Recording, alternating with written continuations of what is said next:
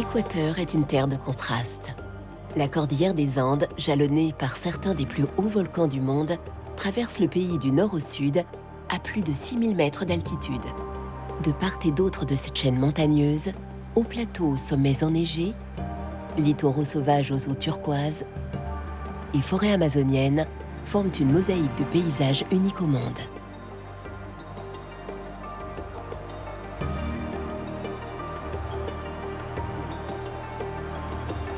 La population du pays est métissée. Amérindiens, Européens et descendants d'esclaves protègent encore jalousement leurs coutumes, leurs rites et leur artisanat. Qu'elles vivent en ville, dans les plaines ou les montagnes, chaque communauté prône le respect et la protection de la nature. Une philosophie de vie, symbole de tout un pays.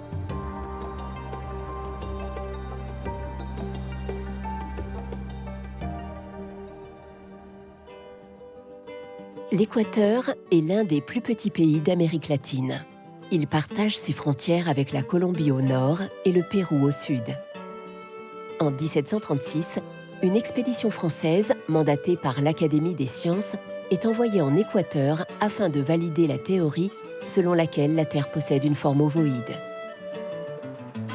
Elle confirme cette hypothèse et définit précisément la séparation de la planète entre l'hémisphère nord et l'hémisphère sud. L'Équateur tire son nom et sa fierté de cette ligne imaginaire qui partage le monde.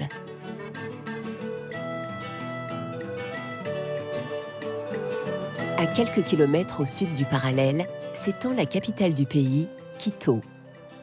Perchée à 2800 mètres, cette ville tentaculaire s'étend sur 50 km et abrite plus de 2 millions de Quiténiens. Quito a été fondée par les Espagnols en 1534 sur les ruines d'une cité inca. Une statue de la Vierge Marie rappelle le passé colonial du pays. Elle a été érigée au sommet d'El Panecillo. Cette colline fut le théâtre d'une célèbre bataille pour l'indépendance du pays en 1812. Au début du XVIe siècle, la ville adopte un style monumental grâce notamment aux constructions de plusieurs missions catholiques. En témoignent l'église et le couvent Saint-François de Quito, édifiés entre 1534 et 1604.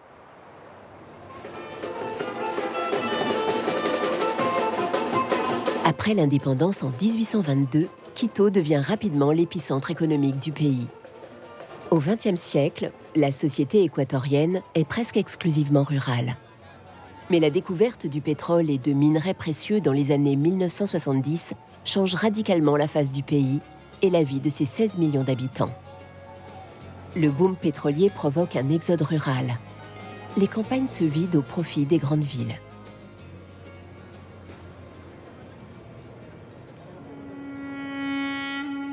Ces paysages urbains contrastent avec l'Oriente, le nom donné par les Équatoriens à la forêt amazonienne. Au nord-est du pays, le parc national Yasuni forme un sanctuaire écologique de 10 000 m². La zone a été déclarée réserve de biosphère par l'UNESCO en 1989. Elle est pourtant menacée par la déforestation car son sous-sol recèle 20% des réserves pétrolières du pays. En 2007, le gouvernement équatorien propose sous la supervision de l'ONU de ne plus exploiter ces réserves en échange de la somme équivalente à cette ressource. Mais c'est un échec. Moins d'1% des fonds sont alors récoltés. Le pouvoir en place autorise l'exploitation des gisements en 2013. L'Amazonie est le plus grand réservoir de biodiversité de la planète. On y dénombre 40 000 espèces de plantes, 427 de mammifères, 1294 d'oiseaux et 378 de reptiles. Et cette liste est très probablement incomplète. Jusque dans les années 1970, les loutres géantes étaient chassées pour leur fourrure. Aujourd'hui, c'est la pollution leur plus grand ennemi. L'anaconda compte parmi les plus grands serpents du monde. Il peut atteindre 8 mètres de long et peser jusqu'à 200 kilos. Les Indiens l'associent à Yakumama, un monstre mythique dont le nom signifie « mère de l'eau ». Selon une légende locale, l'animal aurait donné naissance au monde. Le long du fleuve Napo, la communauté indigène Quichua est de loin la plus importante.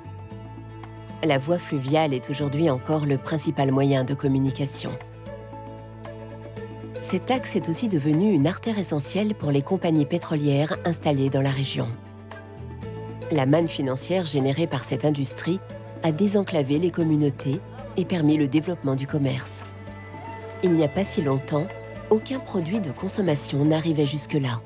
Les rares denrées achetées en ville se limitaient à quelques ustensiles de cuisine, de l'huile et du sel que l'on allait troquer contre de l'or ramassé au bord de la rivière.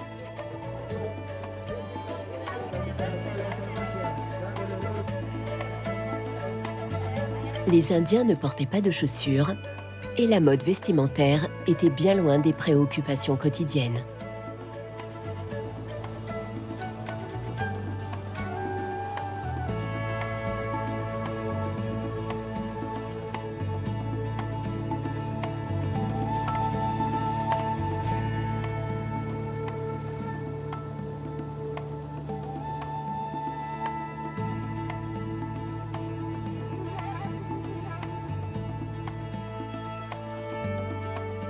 Les Quichuas sont les descendants des Incas qui peuplèrent l'Équateur à partir du XVe siècle.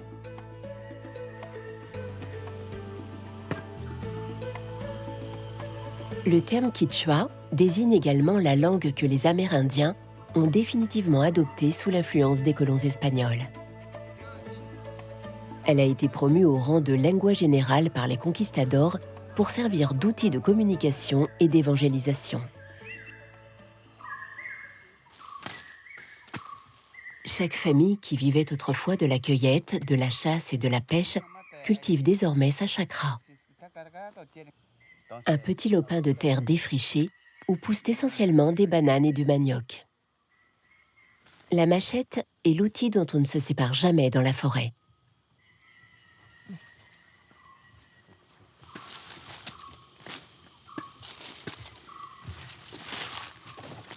La spécialité locale est incontestablement la chicha, une boisson traditionnelle à base de bananes plantains et de manioc fermenté.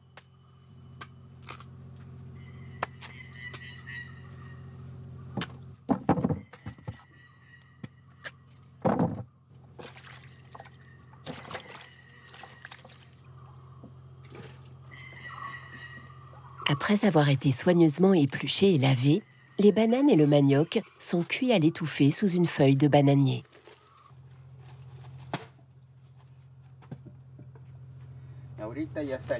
Maintenant, c'est prêt. Le feu est en train de prendre pour que ça cuise.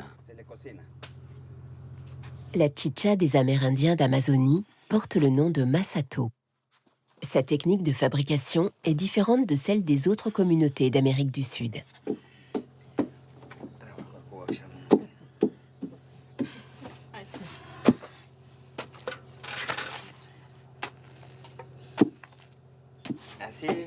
On est en train de préparer la chicha. On ne doit jamais en manquer. Il faut toujours en avoir à la maison. C'est très difficile. C'est énormément de travail.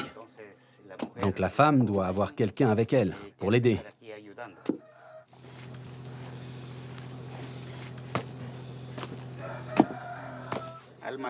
En mastiquant avec la salive, ça fermente. Ça fermente beaucoup. Après avoir tout mastiqué, on prend de l'eau, une poignée de manioc fermenté et on le met là pour le malaxer. On retire les fibres qu'on met de côté et c'est prêt. On peut servir. Les enzymes contenues dans la salive vont permettre de transformer plus rapidement l'amidon des tubercules en alcool. À l'instar de la bière, la chicha est souvent suave. Mais un temps de macération plus long peut augmenter son degré d'alcool. Elle est consommée par tous les membres de la communauté.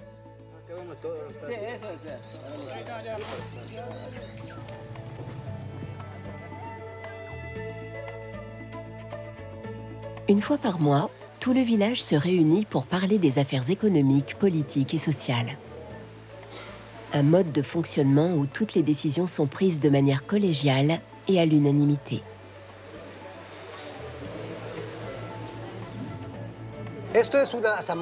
Ceci est une assemblée générale. Elle réunit tous les habitants de la communauté pour venir parler de nos terres, comment ça fonctionne, ce qu'il s'y passe, comment prospère et grandit la communauté. Tout cela est traité ici. Pour nous, la terre, la Pachamama est notre préoccupation principale. La Pachamama, la terre-mère, est la déesse nourricière de la cosmogonie andine. Elle rappelle que le respect de la nature est indissociable de la culture quichua.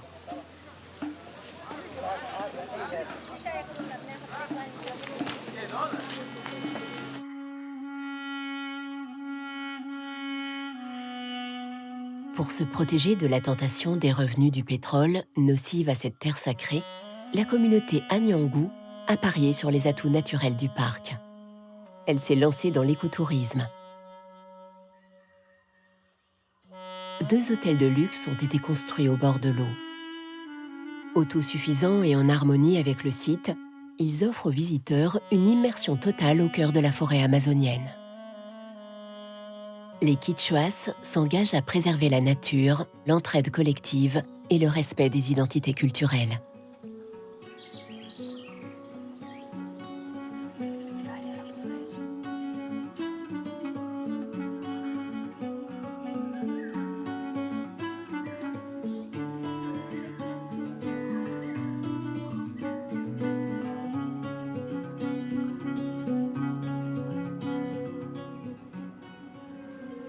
D'autres communautés du pays misent-elles aussi sur le tourisme.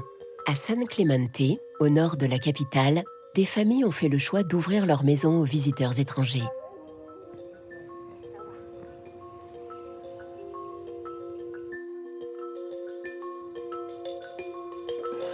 Zoya et son mari Juan sont à l'initiative de ce projet.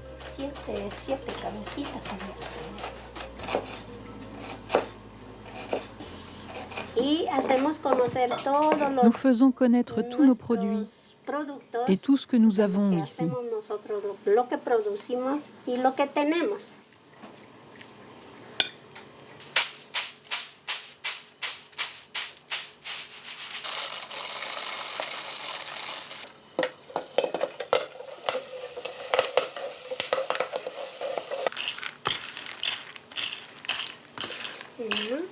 C'est prêt.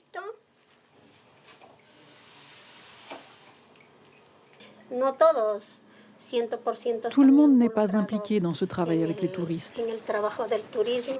Au début, nous avons commencé à seulement 4 familles. Donc chaque année, le nombre augmente.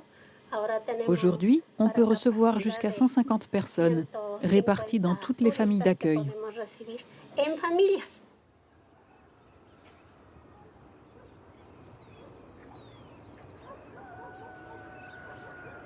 Ils veillent au respect de la nature qui leur offre chaque jour de quoi se nourrir.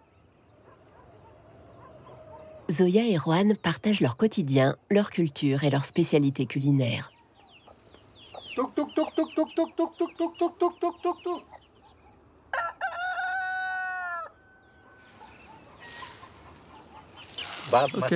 La terre, pour nous, c'est quelque chose de fondamental. On est obligé de trouver des alternatives à l'agriculture, de générer des revenus avec d'autres activités, que ce soit dans la partie agricole, dans l'industrialisation de nos produits, dans l'artisanat ou dans le tourisme.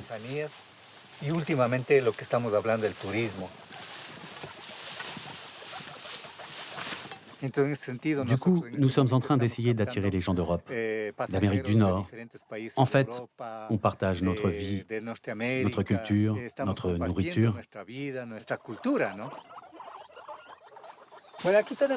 Ici, on a des cochons d'Inde. C'est un plat essentiel qui fait partie de notre vie sociale.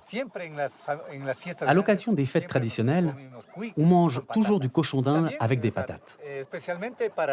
L'homme, pour demander la main de sa future femme, doit offrir 30 cochons d'Inde, 20 ou 30 poules, des bananes plantains. Mais le cochon d'Inde est notre plat principal, un plat très spécial.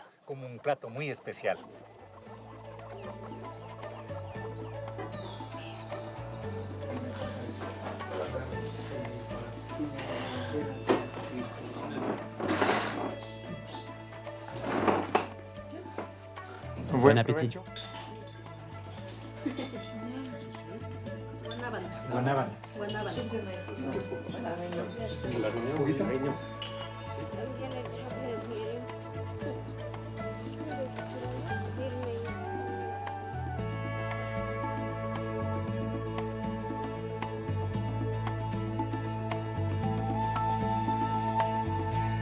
À 25 km de la communauté de San Clemente, Belén Picuasi œuvre à la préservation de l'identité amérindienne.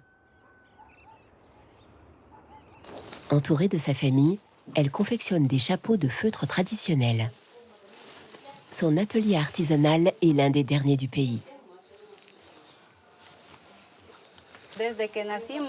On assiste à cette fabrication depuis qu'on est né et on participe aux différentes étapes de ce travail.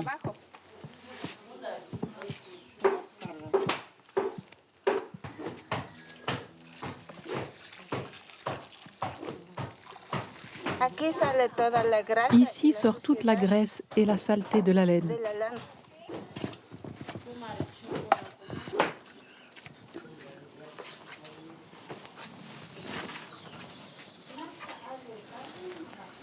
Il faut compter 2 jours de soleil pour la faire sécher.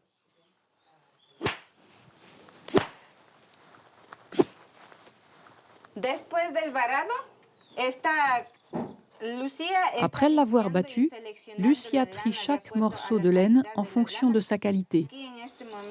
Ici, elle est en train de retirer toutes les impuretés.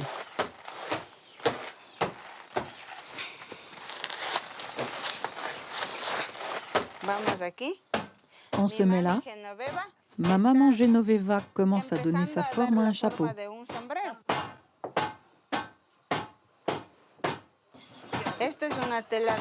Ceci est une toile de coton.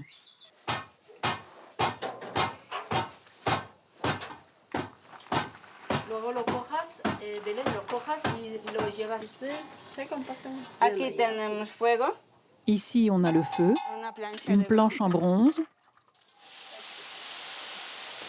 On utilise la chaleur et l'eau froide pour compacter la laine en la frappant.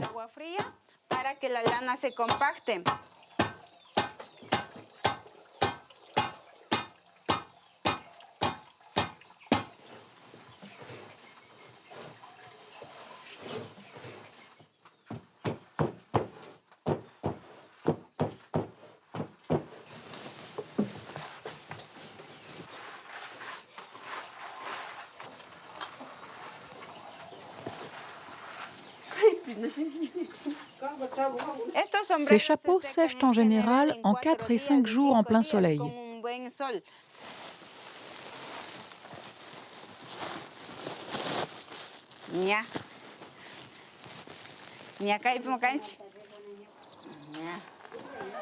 Chaque samedi à l'aube, Belén et sa famille se rendent au marché d'Otavalo pour y vendre leurs chapeaux. Leur atelier est situé à plus d'une demi-heure de route et c'est toute une aventure que d'acheminer leur encombrante marchandise en autobus.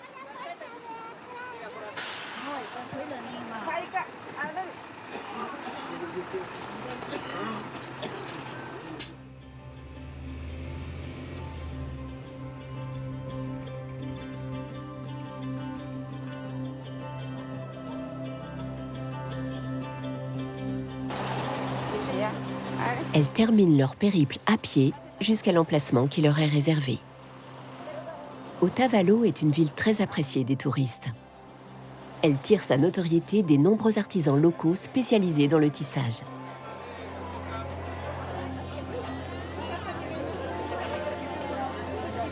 C'est l'un des marchés les plus connus d'Amérique latine. Broderies, tapisseries et autres produits traditionnels côtoient les étals de fruits exotiques et d'épices dans un labyrinthe d'allées encombrées.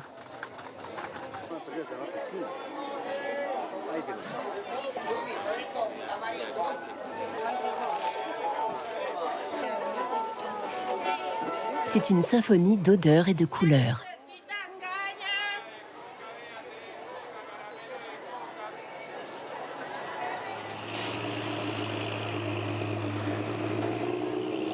Autre endroit singulier, le marché à bestiaux au nord de la ville. C'est le lieu de rendez-vous incontournable pour les éleveurs de la région. Ici, tous les animaux de la ferme sont à vendre.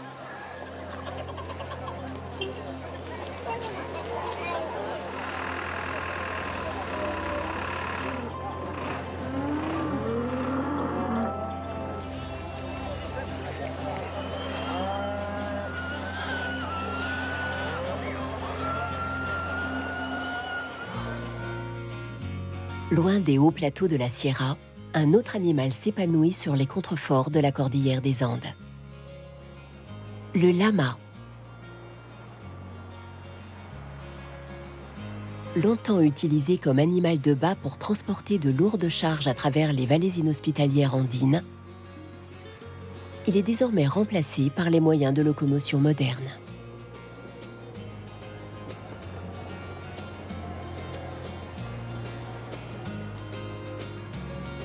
Contrairement à sa proche cousine la vigogne, qui vit toujours en liberté dans la montagne, le lama a été domestiqué pour sa laine et sa viande.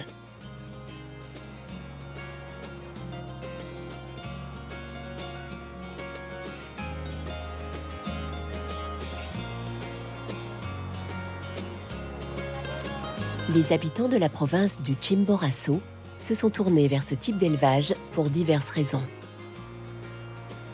Le manque d'activité et la mauvaise qualité des terres agricoles ont poussé les hommes à déserter les villages.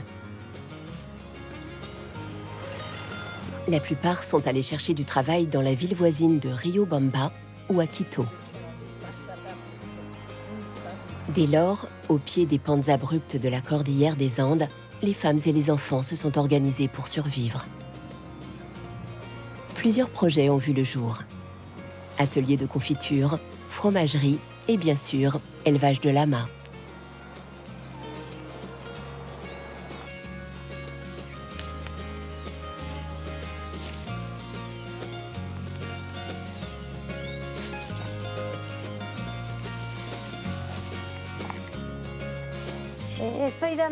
Je nourris les lamas pour qu'ils aient une bonne alimentation, de la vesse et de l'avoine. Chaque famille a entre 2 et 5 lamas, ce qui fait que la communauté compte entre 300 et 400 lamas.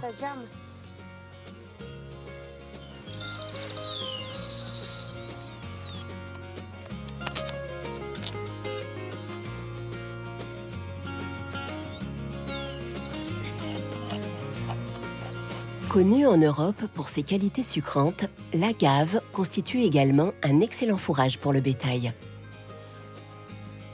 Riche en sève au printemps, les feuilles d'agave aident au bon fonctionnement du système digestif. L'agave, dont le nom signifie « admirable » en grec, aurait été rapportée en Europe par Christophe Colomb en personne.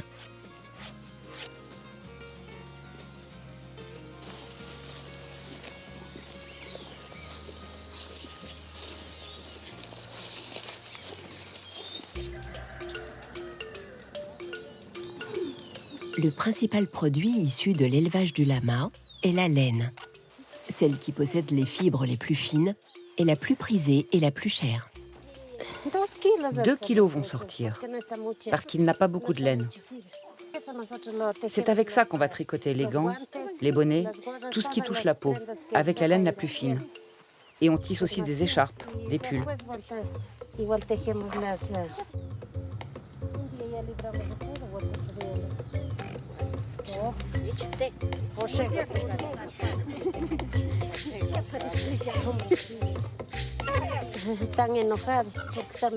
Il est en colère parce qu'on est en train de le déshabiller.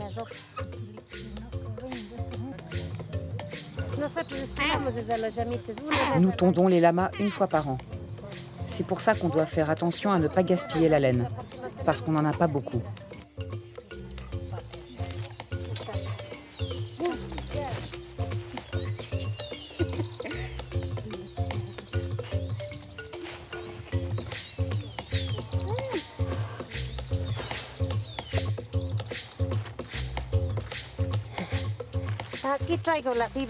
Ici, j'apporte la laine du lama qu'on vient de tondre et je la donne à ces femmes qui sont en train de filer.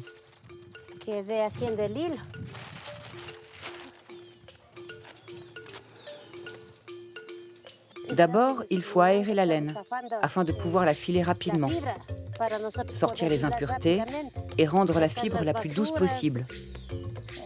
En fonction de ça, on va fabriquer le fil.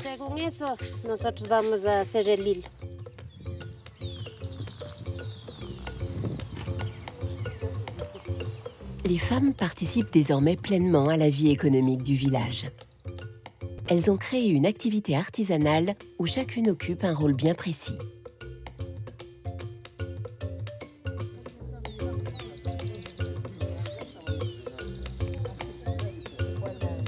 Le fil de laine de lama permet de réaliser toutes sortes de vêtements indispensables pour affronter l'hiver glacial de la cordillère.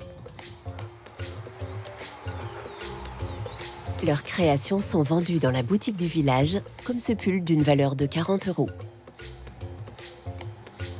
Aujourd'hui, 45 ouvrières travaillent de concert pour remplir les rayons du magasin. Les revenus générés permettent de financer les infrastructures du village, mais également de développer des activités de loisirs. Le Crucero, le petit train touristique, transporte les voyageurs venus acheter ses créations entre la côte pacifique et la capitale Quito.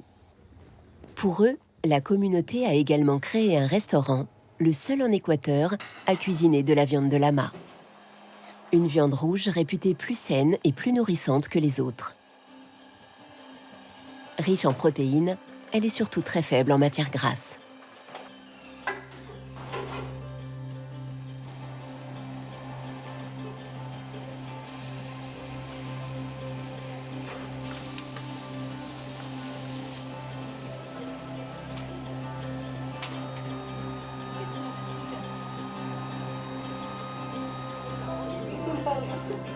Le lama offre donc nourriture et chaleur à la communauté. Il rend la vie moins difficile dans la montagne et permet à la génération actuelle de faire perdurer les traditions des indigènes de la Sierra. En route maintenant pour le cœur de la cordillère et l'un des plus hauts volcans actifs de la planète, le Cotopaxi. L'Équateur est un paradis pour les amateurs de trek. Ici, les sommets peuvent dépasser les 5000 mètres.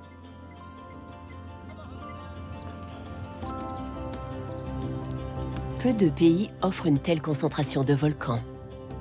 De plus, la plupart sont techniquement accessibles, même à une très haute altitude.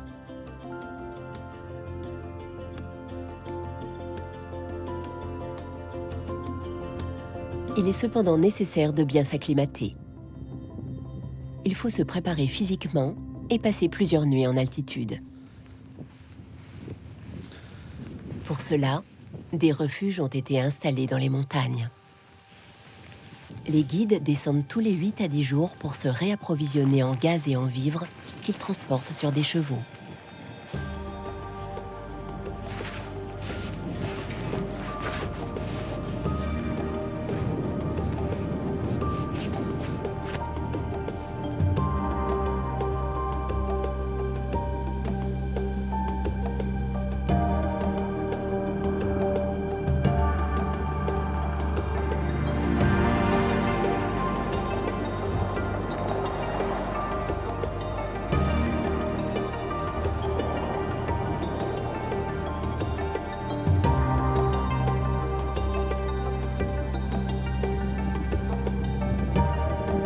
Le chemin de crête qui mène au refuge semble interminable.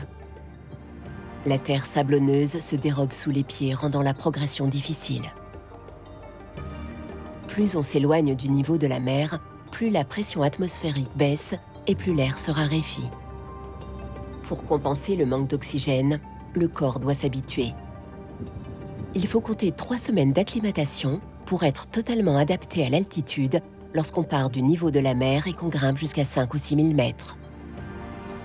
Le refuge José F. Rivas est le plus populaire et le plus fréquenté d'Équateur. Il est situé sur les flancs nord du Cotopaxi, à 4 800 mètres, soit la hauteur du sommet du Mont Blanc. Pour profiter au mieux du lever du soleil, une fois arrivé au sommet du volcan, les excursions démarrent au milieu de la nuit. Il faut donc prendre un repas en milieu d'après-midi et se reposer avant de démarrer l'ascension. On va préparer notre équipement, de quoi boire et tout ce qu'on doit emporter. Quand il faut y aller, il faut y aller. Donc on va partir à 23h ce soir. Et on va devoir marcher pendant 5-6 heures, selon notre rythme et les conditions de la montagne. Donc je ne vais pas vous imposer mon rythme. C'est vous qui allez m'imposer le vôtre. Comme vous le savez, le Cotopaxi est entré en activité depuis 2 ans. Et on va peut-être sentir l'odeur du soufre. Si l'odeur est très forte, on ralentira peut-être un peu le rythme à cette altitude. Merci, à demain, à plus tard, à 23h les amis. Bonne nuit et reposez-vous bien.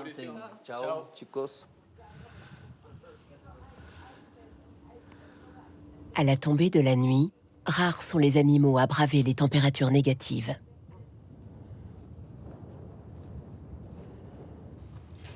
Il y a 25 ans, il fallait chausser des crampons dès la porte du refuge. Mais le réchauffement climatique et le récent réveil du volcan ont fait reculer le glacier à plus d'1 heure de marche. L'ascension du Cotopaxi n'a rien de techniquement difficile, mais les aléas météorologiques risquent à tout moment de faire échouer l'expédition.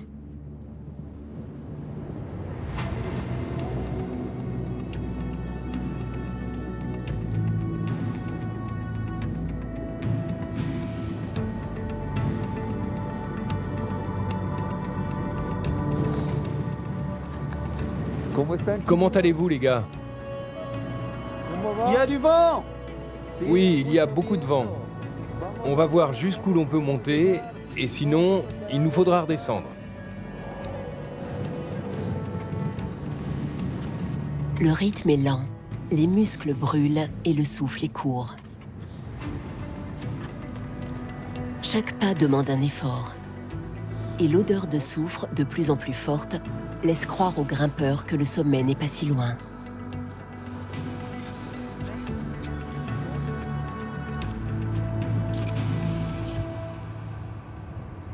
L'ascension du volcan est très prisée des équatoriens et des touristes. Une centaine de personnes partent à sa conquête tous les week-ends, mais la réussite n'est pas toujours au rendez-vous. En effet, seul 1/3 des expéditions parviennent à atteindre le sommet.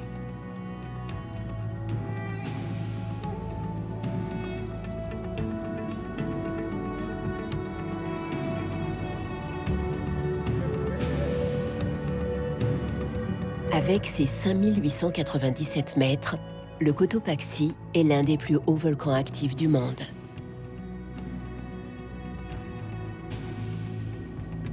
Son nom d'origine quichua signifie « le coup de la lune » parce qu'on peut parfois y voir se poser la lune juste au-dessus de son cratère. Le Cotopaxi s'est réveillé le 14 août 2015, provoquant la fonte d'une grande partie de sa calotte glaciaire. Son accès est alors interdit au public pendant près de 2 ans. Il a rouvert en janvier 2018, bien que pas encore tout à fait éteint. Pour preuve, les fumerolles et la forte odeur de soufre qui émanent du cratère.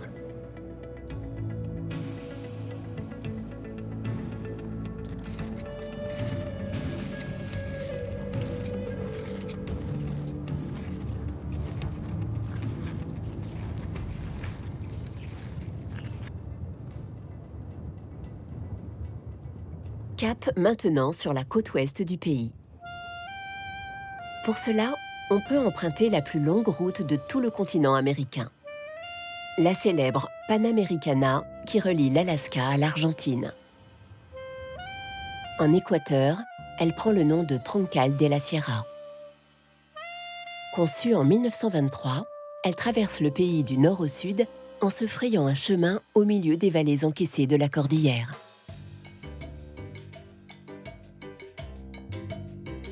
La côte pacifique s'étire de tout son long entre plages désertes et forêts pluviales et tropicales. On est bien loin des Andes froides et arides.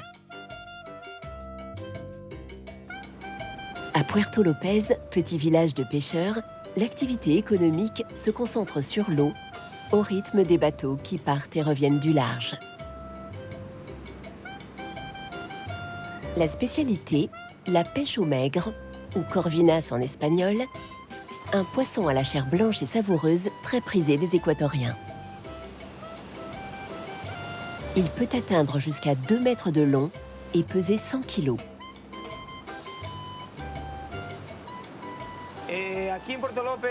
Ici, à Puerto López, 80% de la population vit de la pêche, 20% du tourisme.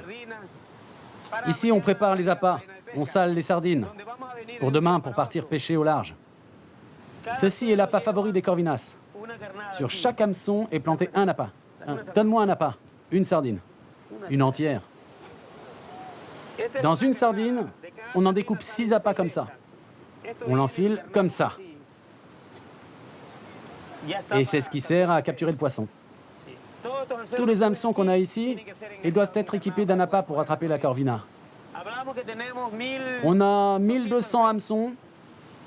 Avec 1200 hameçons, quand on a de la chance, on peut attraper en un seul lancer 6 à 8 corvinas. On lance le filet 3 fois dans les eaux profondes. Il y a du poisson, mais avant la pêche était meilleure. Du temps de mon père, qui est encore en vie, on n'avait pas besoin de bateaux à moteur, ni de lampes. Ils avaient juste des petites barques et ils partaient à la rame, à 1 heure d'ici, à la rame. Et ils attrapaient beaucoup de poissons. Avant, il y en avait beaucoup plus. La pêche artisanale est une tradition farouchement défendue par les pêcheurs locaux. Il y a quelques années, les crevettiers ont voulu s'accaparer leur zone de pêche avec des bateaux très imposants, peu respectueux de la biodiversité et du renouvellement des espèces.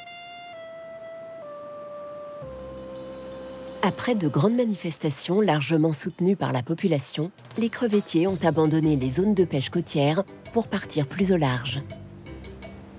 Une fois les bateaux sur la plage, la vente à la criée commence. Les acheteurs se pressent autour des embarcations pour examiner la marchandise et négocier les prix.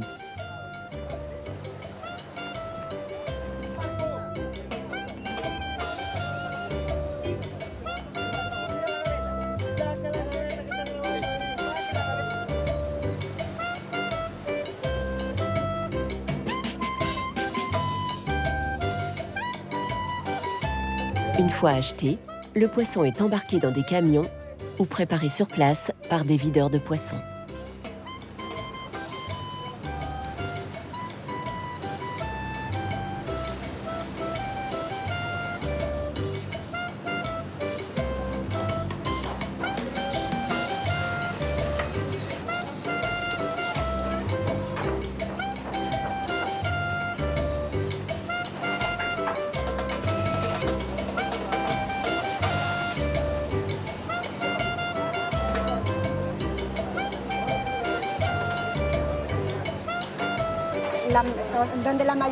La majorité des gens ici vivent de la pêche. Ils partent tous les jours en mer pour 1 jour, 2 jours, et ils reviennent avec ce que Dieu leur a donné. Si la pêche a été bonne, tant mieux. Sinon, les marailleurs emportent le poisson dans plusieurs parties du pays, jusqu'à Quito. Ils achètent la quantité de poisson qu'ils vont emporter. Et il y a également beaucoup de gens qui achètent le poisson pour leur consommation personnelle. On le vide et on le prépare pour eux aussi. Moi, je travaille avec une clientèle variée. Les personnes qui veulent se faire nettoyer et préparer le poisson, elles s'adressent à moi ou à mes collègues qui travaillent ici. Et elles nous font vider leur poisson. En quantité ou un peu seulement. Il y a des jours où il y en a plus que d'autres. C'est comme ça qu'on doit travailler.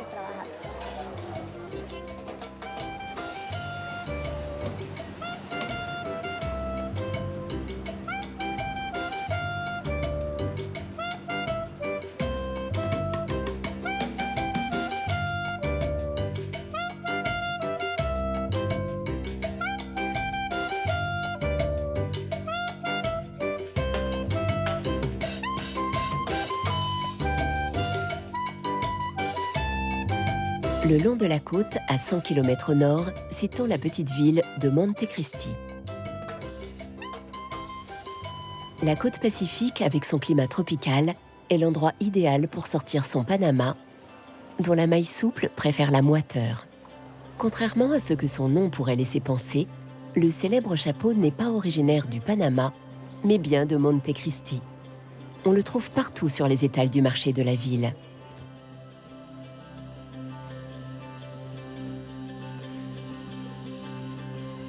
Pour comprendre son secret de fabrication, il faut s'enfoncer dans la forêt humide, là où pousse la matière première indispensable à sa fabrication. Il faut plus d'1 heure de marche à Cléder et Roberto, fabricants de chapeaux, pour y accéder. Robert est en train de couper la matière première nécessaire à la confection d'un chapeau Montecristi. C'est une paille très tendre, très souple. Cette paille, on ne la trouve qu'ici, dans la forêt protégée de Pacoche. Il s'agit d'une forêt unique au monde, située sur la côte, une forêt humide.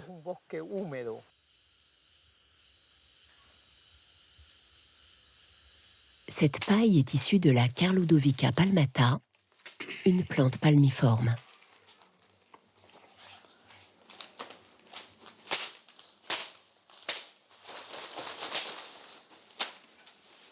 Une fois récoltée, des petites mains séparent chaque feuille en de fines lamelles.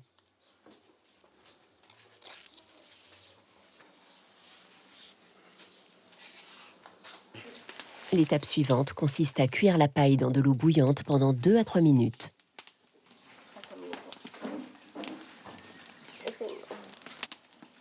Puis, à la laisser sécher au soleil.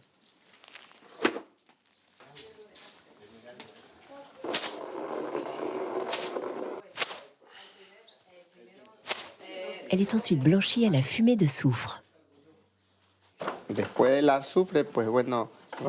Après le passage au soufre, chacun choisit le type de paille qu'on veut tisser. Gros, fin, c'est selon chacun. Celui-là est très fin. Le sien, à elle, est un peu plus épais. Le sien, là-bas aussi.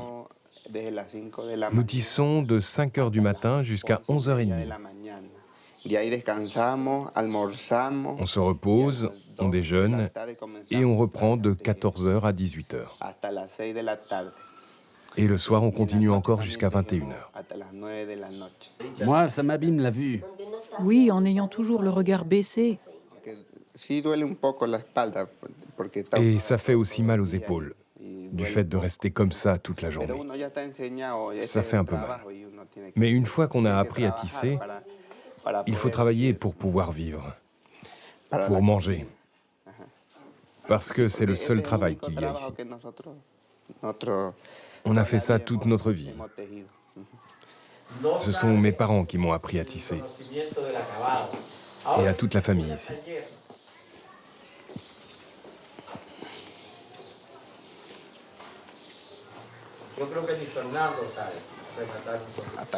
On arrête de tisser à cet endroit à peu près.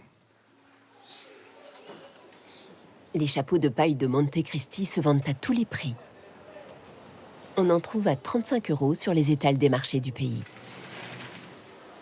Mais les plus fins d'entre eux nécessitent plus de 6 mois de travail et sont devenus de vrais produits de luxe. Leurs prix peuvent dépasser les 20 000 €.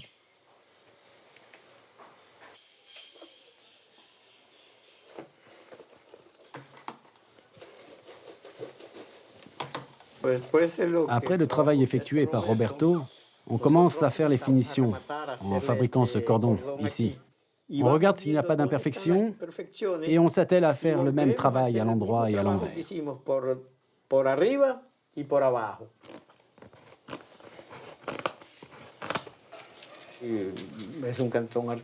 Montecristi est un canton artisanal. Tous ses habitants se consacrent à cette activité. Au début du XXe siècle, il y a eu un personnage, le général Eloy Alfaro. Et à chaque fois qu'il perdait ses luttes pour la démocratie, il partait s'isoler au Panama. À cette époque, les denrées les plus précieuses du pays étaient au nombre de 3. Le cacao, l'ivoire végétal et les chapeaux. Avec ces 3 produits, il a financé la révolution libérale et il les a essentiellement commercialisés au Panama. Et les gens demandaient d'où viennent ces chapeaux. Et les gens, sans savoir, répondaient Panama. De là est née cette confusion qui laisse croire qu'ils sont fabriqués au Panama.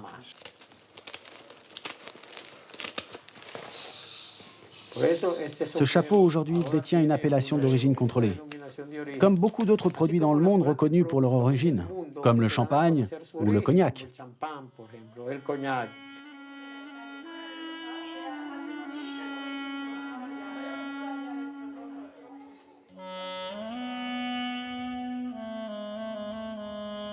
Le véritable luxe de l'Équateur prend différentes formes. On le découvre au bord de la côte Pacifique, où ses nombreuses baies offrent un écrin aux forêts humides, ou dans la frénésie de son étonnante capitale, Quito. L'Équateur est un pays béni des dieux. Plus on se rapproche du ciel en passant par les hauts plateaux de la cordillère des Andes, et plus les éléments nous saisissent. Ces montagnes ont vu naître un peuple qui a su s'adapter à des conditions de vie difficiles, mais qui n'oublie jamais ses valeurs et son sens de l'hospitalité. Sous la menace des plus grands volcans du monde ou enveloppés dans la forêt amazonienne, la meilleure définition de l'Équateur est encore celle donnée par ceux qui habitent et protègent cette nature si riche et importante pour notre planète. Nous sommes un petit pays, mais grand à tout point de vue. La côte, les Andes, l'Amazonie. L'Équateur est un pays tout petit, toute l'Amérique latine en miniature. Venez visiter et ressentir toute la nature ici, en Équateur. Pour moi, l'Équateur a tout ce qu'il y a de plus beau.